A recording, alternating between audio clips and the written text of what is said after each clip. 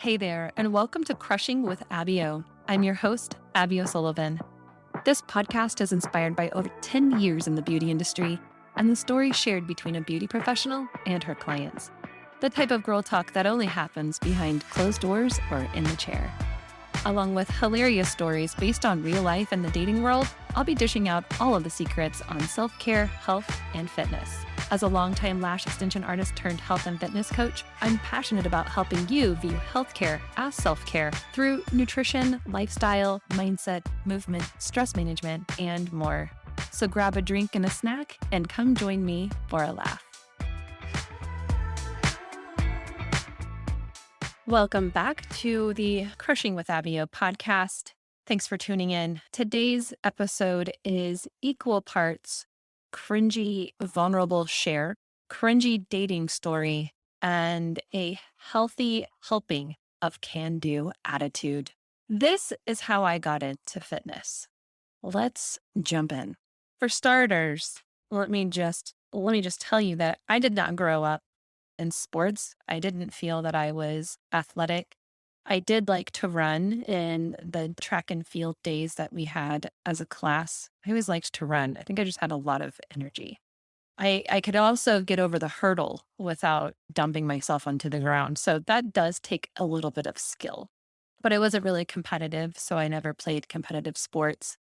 Aside from the 1 year of golf that I did do, mostly to practice my Happy Gilmore swing in the driving range. I did play in one tournament. I got a compliment on my, what did she call it? A wedge shot or a chip, something like that. But I mostly did it for the memories and reminiscing of playing golf with my stepdad and my grandpa. The most fitness that I had done after that was like a month of curves and got in the circuit with the ladies and some Bard DVDs at home. Oh, cannot forget the Carmen Electra aerobic striptease workouts circa 2005. Those were legit. Also, I actually should find those and do those today. Like who couldn't use a few new moves? Thanks, Carmen Electra. But somewhere past my divorce and into my heavy work hard, play hard days as a lash artist, I decided that I wanted to work on my health and fitness. And it started where any proper health origin story starts, with a trip to the local supplement store, because they're constantly promoting fat burners on the radio. And so you think, I'm going to go get myself some of those. Not exactly the type of thing that a person who sits doing intricate, detailed work for a living needs to have, because they're mostly like caffeine and stuff. So I actually felt terrible on those and quit those pretty quickly. Money down the drain. And I think I went back for some protein or something like that, that did actually kind of mess with my stomach a little bit, but it's really neither here nor there. The point is that the guys in there super friendly, and one of them was extra cute, and I had a little crush on him, and I was, trying to think of reasons that I needed to go in there and buy things so that I could see if he was working. Oh my gosh. Like, don't tell me you haven't done this. This is not the first time that I had done something like this either. So this was part of my game, apparently, my strategy. I probably interact with him a couple times, and I go in there and I ask about him, and I give my number to one of his coworkers to give to him, and he texts me, and we go on some dates, and I am just enamored, like, oh my God, my crush, wants to go out with me. Ooh. We went out a few times. I don't even remember how many. But the first time that I spent the night, I turned down sex. I remember specifically saying that we don't have to have sex tonight, to which the response was, we are both adults. And in my head, I was thinking, no shit, I'm older than you. I realize that. So anyway, unfortunately for my memory, there was a sad climactic, for me, hand job involved. Ugh. Um, and there wasn't anything sexy about it. None of it was impressive. And it wasn't fun for me because he also ignored me. I'm sure we've all had that experience where you were just like, uh, wait, um, isn't it my isn't it my turn now? Like I think it's my turn. But there wasn't a my turn. I left for vacation the next day, and just via text, I could tell that he was a bit indifferent and standoffish. I went that whole week or whatever it was, on vacation, a little bit in my head about it and hoping that he was going to text me and blah, blah, blah. When I got back, it was made clear that he did not have time for dating. Now, I don't know if he's met someone in the beauty industry before, but during the holidays, we don't come up for air for about 2 solid months. And as we were heading into that season, I was really quite befuddled by this this I don't have time thing. And I'm like, you don't have time. Like, dude, you're not going to see me until fucking January. So anyway, I had a really big crush on this guy. I thought we really hit it off. When I think back, there were a lot of red flags that I ignored. Like he had a knack for turning every conversation sexual. I thought that we were talking about so many things, but it turns out only I was talking about so many things and he was only talking about sex. That like to the point that I actually did become uncomfortable and I'm not really a prude, but asking somebody the first time they masturbated in public in a bar at a time when the lights are not low yet is odd. And I was definitely taken aback by that. So, needless to say, there was a lot of big dick energy here without the actual big dick. So anyway, I digress.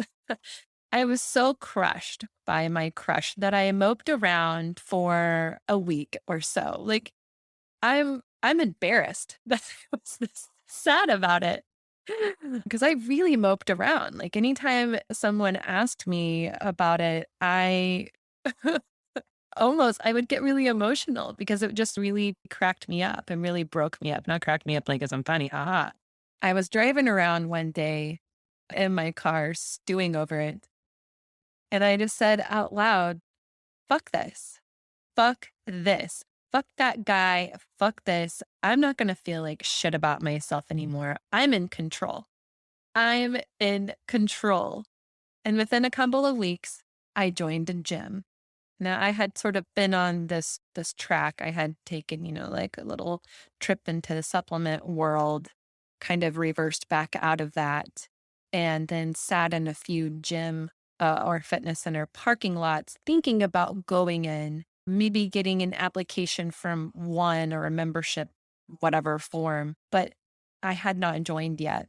And I ended up going into the gym that would be my home for the next several years and the one that I would come back to when I moved back home. I got a 7-day free pass that I didn't even use because I felt so comfortable in there with the staff and just how clean it was. I went ahead and joined. I got a trainer very quickly that taught me how to lift, taught me how to use the weight room, and pushed me to show me what I could do. And I worked on myself, building my confidence and soothing my self-esteem and building my self-esteem and finding a whole new community of people in the gym.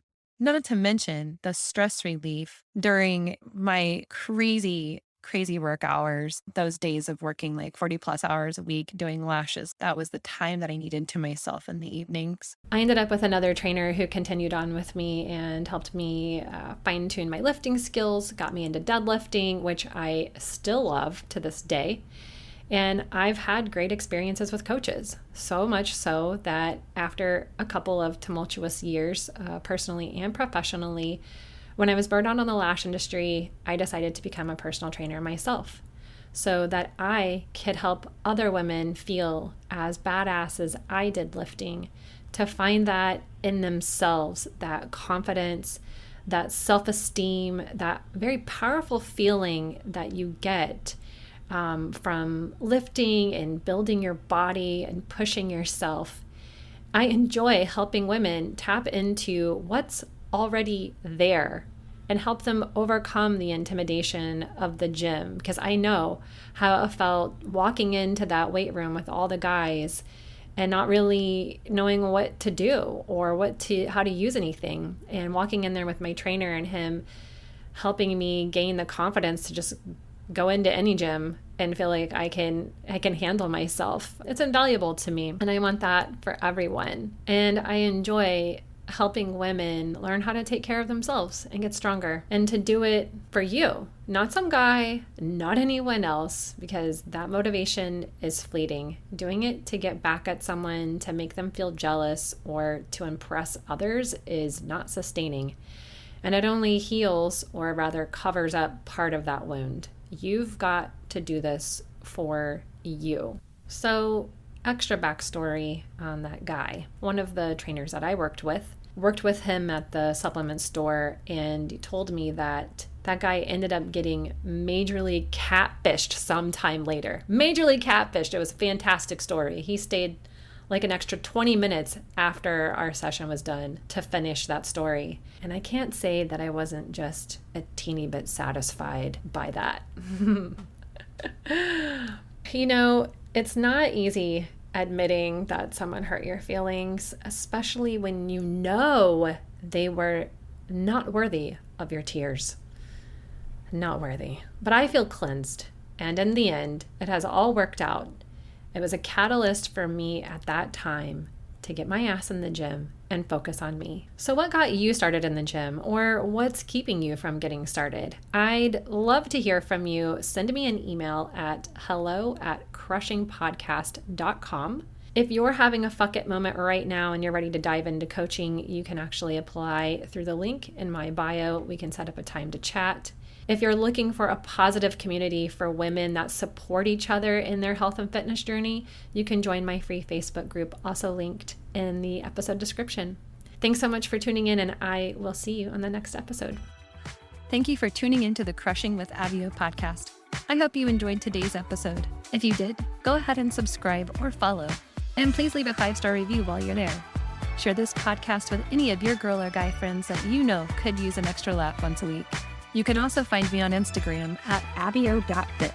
That's ABBYO.fit. Talk soon.